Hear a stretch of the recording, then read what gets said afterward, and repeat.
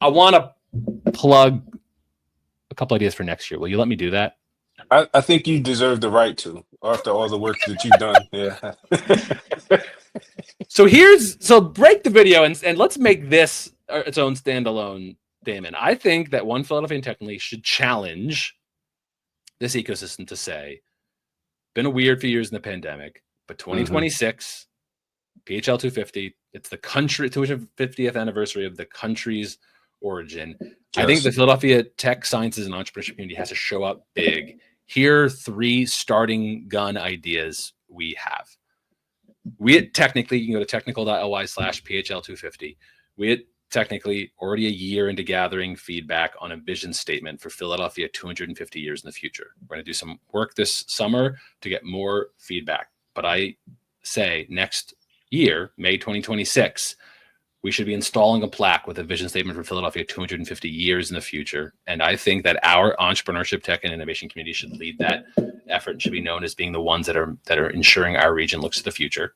Yeah. 2, I think we should get every founder, every entrepreneur, every organization involved in this community to do a one loud launch of something to their communities. So if you're a remote startup founder and you're like, I'm not tied to this community at all, we'll launch something to all of your community, your users around the world, but do it in united with us next May 2026. So we are collectively at the biggest and the smallest firm. And last, and I'll throw out that with my dear friend Frank Lee, the Drexel professor who 12 years ago we did Sierra Center Tetris.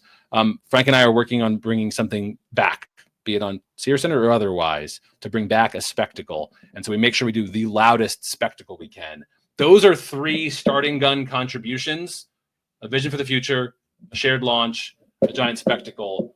We went over, Damon, but I think we got to both celebrate the incredible work that One Philadelphia is doing this year, document that we moved things, and Philadelphia doesn't always celebrate ourselves, and look to the future. That's what I want to bookend your work.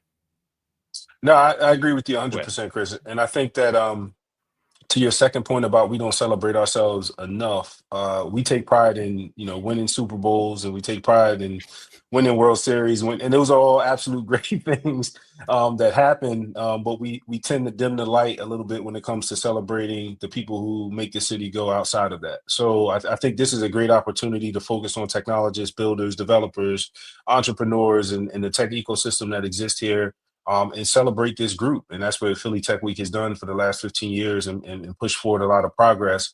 And the vision for 2026 is just as important to continue that spirit, because it started here. It's got to continue here, right? I can't say it better than that.